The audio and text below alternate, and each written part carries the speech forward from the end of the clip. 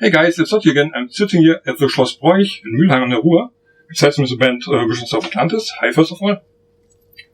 Or at least two members. You are the singers.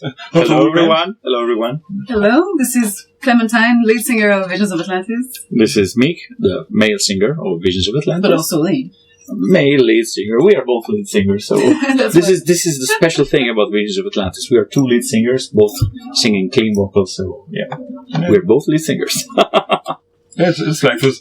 When I was listening to your music again and preparing of this, it was like you really have like talking to each other. Most of your lyrics are like this. Yeah, absolutely. Having a dialogue on stage. Good. And maybe to people who totally don't know who you are, can you explain what is Visions of Atlantis? What's your musical style somehow? So Visions of Atlantis is established as a symphonic metal band when you just talk about the music, but our particularity is that this symphonic metal is taking place and shaping a beautiful fantasy pirate world. This is our thing, our universe. Perfect. Totally. Perfect. And you have several albums out. One was released today. We'll talk about this later on. But maybe we can start with this festival. I think you've played here before. I've seen you here, so you sure have. But I'm not sure. Have you both been singer here? No, because my pictures have been like... This was back 2015. Yeah. So quite some years ago that we played Castle Rock for the first time. I remember this show. That was my very first years with Visions of Atlantis. And if I had known back then that I would be back on the same stage with the band we're now today, with that brand new album that we love so much, I wouldn't have believed it, I think. And I remember it as a really cool show, so I think you have good remembrances for this as well. Oh yeah, it was still a great show. We had a good feedback from the crowd. It's more gothic festival, so a symphonic metal act that back then was more old school from the set list because we were playing older songs. That worked really well. Yeah. And today you're a co-headliner with Hogan, so today is more like a metal evening, you can say.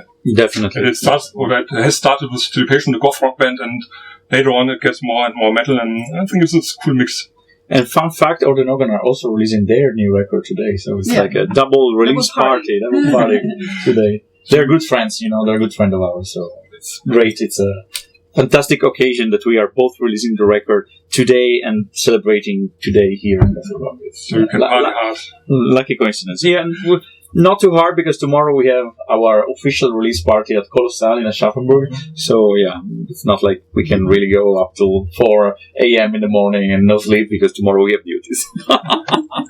And maybe we can at least talk a little bit about the history. I think you haven't been a founding member either. Have you been? A founding member? No. When did you get in? I joined the band late 2013, so it starts to date back. Let's say I'm a founding member of the new era of Visions of Atlantis in a way, but no, the band dates back over 25 years ago. But from your point of view, so what have been the most important turning points since then for the band? Since you're coming in and you're coming in? I think his arrival has been... I mean, my arrival was a shift, but yours also, because you now are a songwriter. I think that...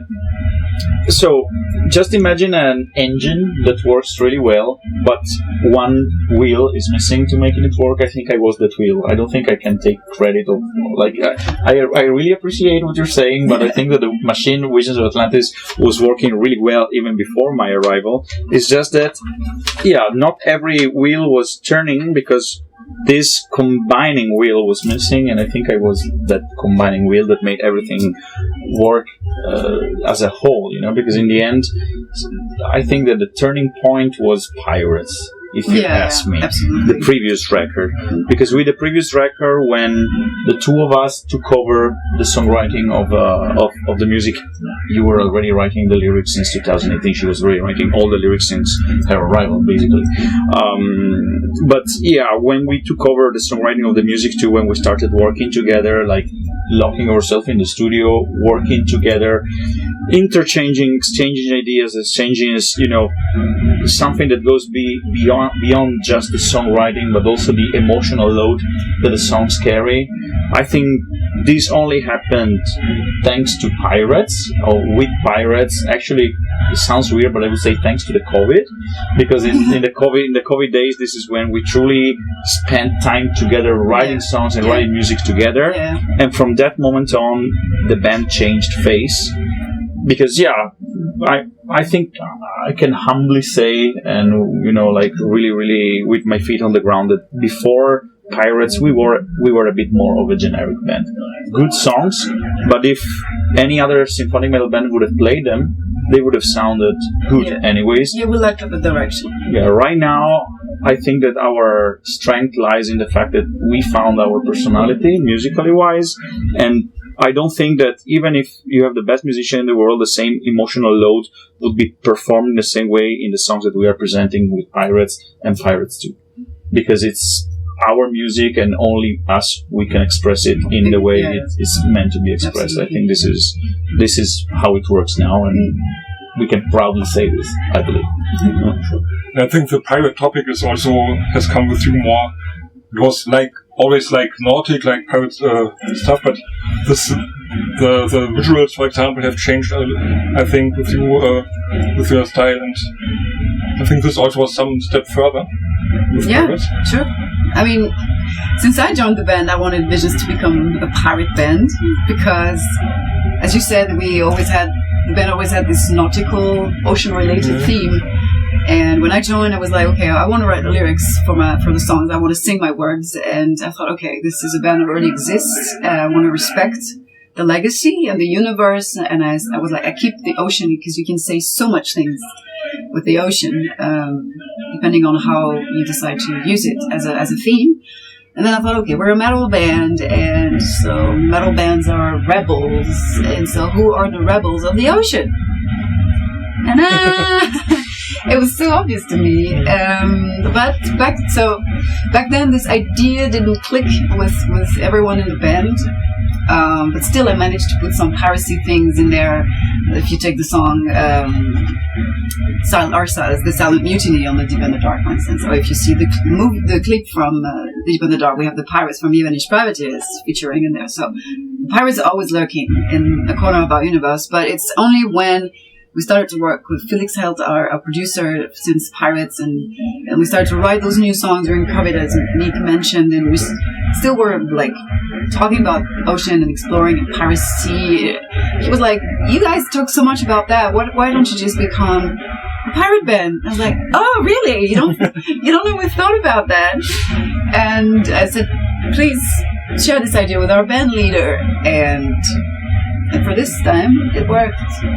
So sometimes it just takes time for a good idea to arise at the right time. Maybe that's what it was needed. But for sure, that record and the fact that we established ourselves with a strong statement that we are now pirate-themed, but piracy means so much more than just being pirates like that. That was the massive turning point altogether for Visions. And probably the lyrics are more metaphorical than we want to conquer some other ships. Absolutely. Yes.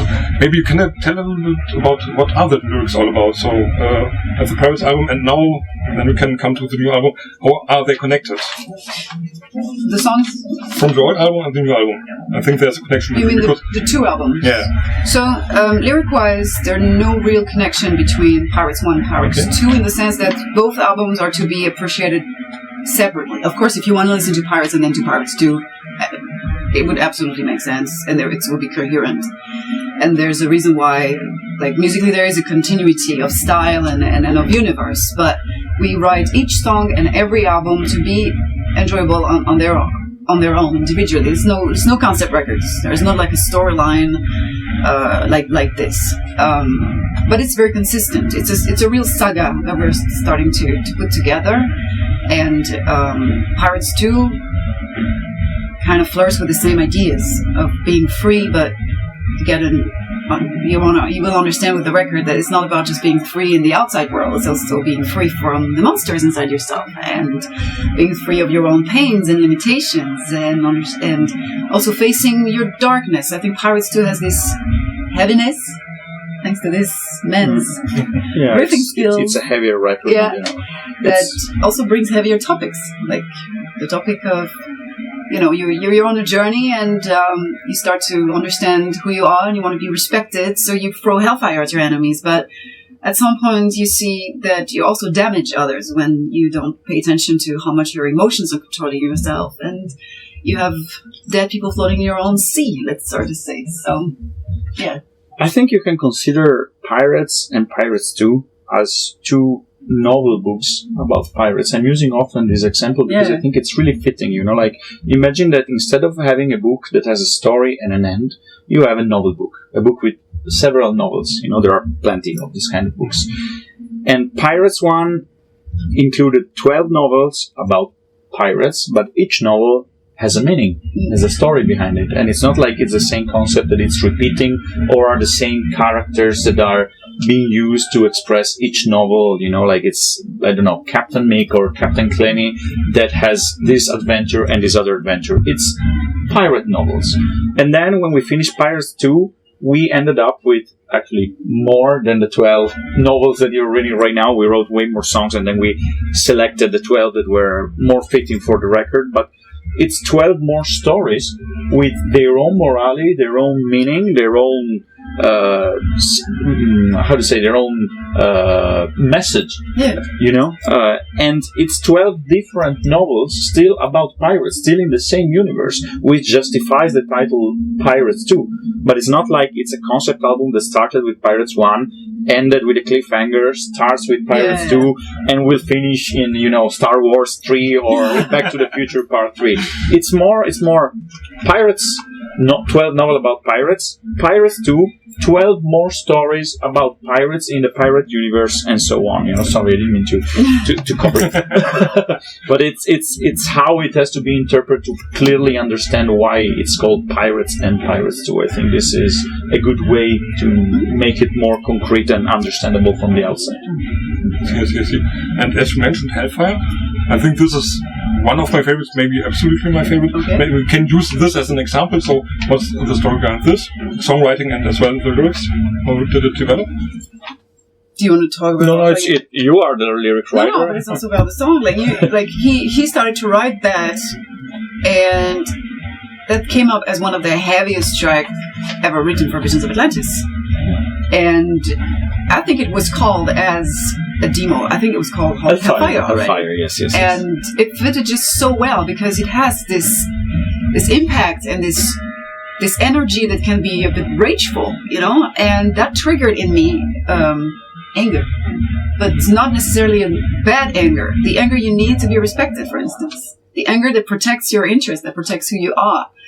And that's why, when I got that feeling in the song, I was like, all right, this is a song about affirming who you are in the face of the world. And that sometimes require a bit of violence, but not necessarily against other people. It requires sometimes violence even against yourself if you're not used to stand up on your own 2 feet, to say no to people. If you've been pleasing because it's been your way to cope with the outside world, it's an absolute violence to start to say no to others.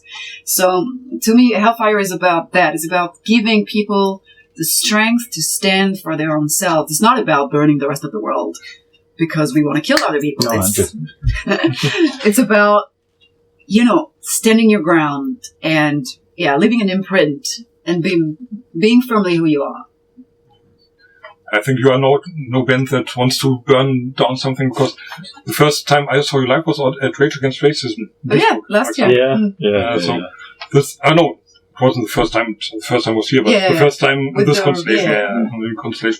And I think you are a band that has a background and standing for something. Is it like this? Like against racism, for example? Yeah, but in general, all the messages that we carry with our music are self-building messages, are empowering messages, we are not historical pirates. No. We are not those pirates, go loot other ships, that steal. Greedy. Yeah, that steal, and we are carrying a romantic image of pirates. It's, of course, it's a metaphor about free spirits, about free men and women that choose to live their lives every day without rules, like with the freedom of choosing what you want to do and who you want to become and so on, It's, I wouldn't say Disney pirates, but it's a positive image of pirates. But this is the same, for Viking metal. When you have Viking metal, you don't describe the Vikings that rape women and conquer and kill without, in cold blood. You are talking about heroes.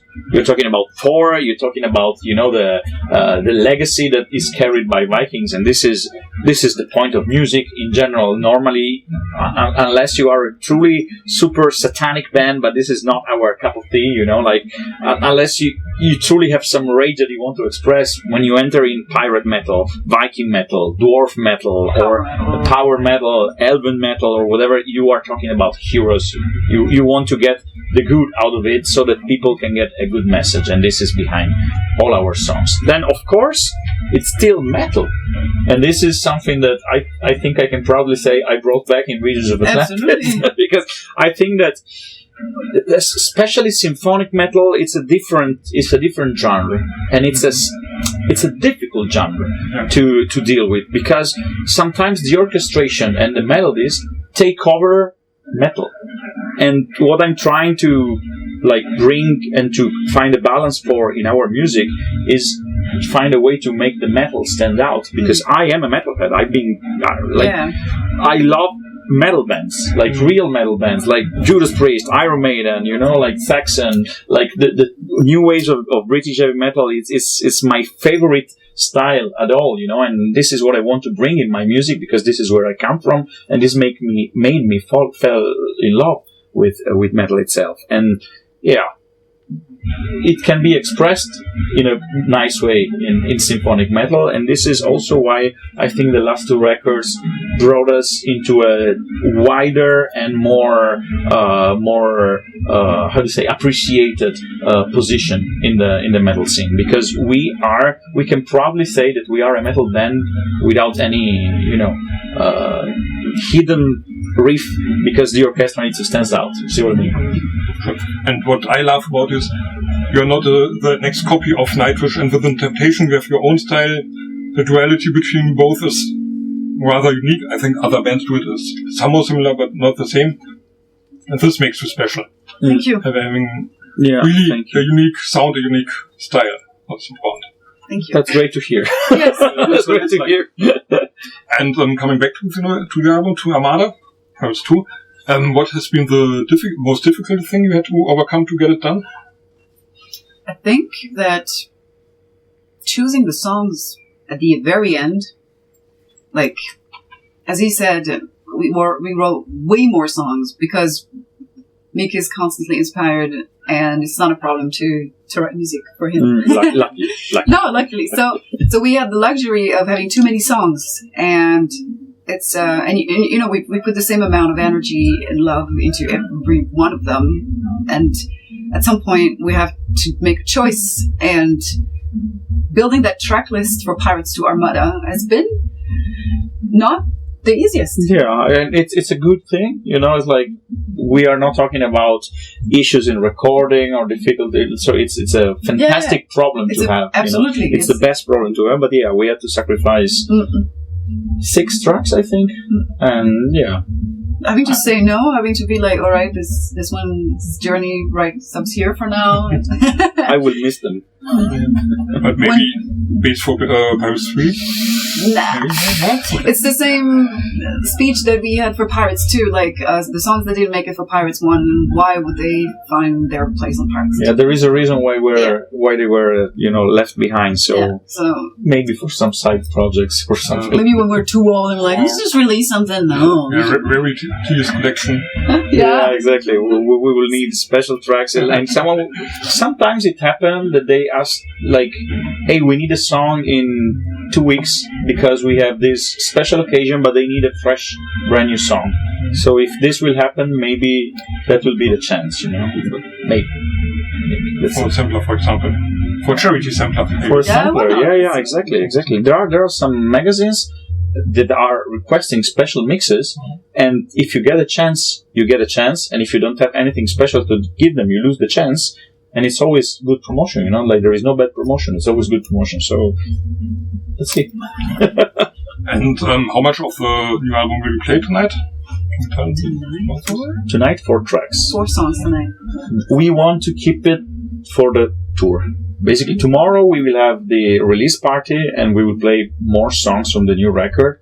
But since this is still promotional time and the tour happens in September, starts on the 19th of September in Vienna. It's 33 shows all across Europe, with 10 shows in Germany, if I'm right, and we pass Czech Republic, Switzerland, Italy, France, Spain, UK, Portugal. We have Italy. We have quite some shows. We want to keep the tour as the main outlet for the new record, so that those who will buy the tickets for the tour, they will also get something special. If we spoil everything during the summer festivals, what's new to offer during the tour? So 4 songs are enough for now, I think. And I ask because you put it on your Facebook page that tomorrow the show will be special with all those new songs. We show. Colossal. Yes. Colossal Aschaffenburg. I think it's nice. I've never been there, but the people are nice. Yeah, absolutely. Good. And I think we'll come to an end now slowly because we have to prepare for the show, and I think you are excited. Oh yeah, at this beautiful absolutely. But as I mentioned, charities. Do you have some charity or some NGO, something that you really love, support, that you would fight for, or some topic? I mean, I'm personally in my personal life quite engaged for the environment and animal cause because I'm vegan. So I pay attention to not support cruelty and try to buy locally all the food and all, because we know the impact on the environment of all this. But Visions as a band for the moment is not like officially concretely supporting any cause like that. But even if there are a couple songs that keep these thematics, I think of the Silent Scream to the Universe. There are songs from Wanderers from our record that actually carried these messages. It was not yet the pirate theme, but still we were wanderers out of a shipwreck, in that record. So there was this connection, but still these thematics were included in the music. And in general, so this is a difficult topic. Maybe it's too complicated, but whenever we have the chance, it's to be clarified. What does this mean? But whenever we have the chance, we always devolve part of our merchandise in charity when this can happen. Like it happened recently. For instance, we played a festival in Switzerland, which is called what was the name of the festival? Metal for Kids. Mm-hmm. And part of our, for instance, in that festival, they say we won't take any commission on our merchandise because, again, this is complicated, but normally festival take a commission out of your merch sales. And we said, okay, if you don't take commission, the commission that you would have taken, please devolve it in charity. So we are as active as we can.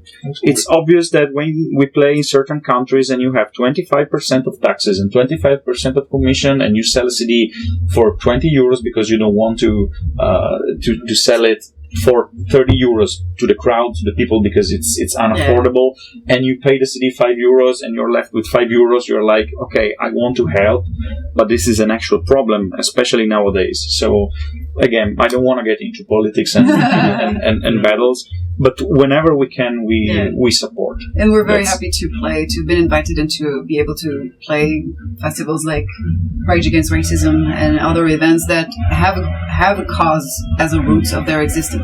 We never said no, and whenever the fee was not comparable to the fee that we normally, if we can make it work, because we have a crew that is working, and of course it's fair enough that the musician get a share for it's a profession in the end, but if we can make it work for the minimum wage, we always do it when it comes to charity festivals and stuff like this. It's something that we try to be active, as active as we can, that's for sure.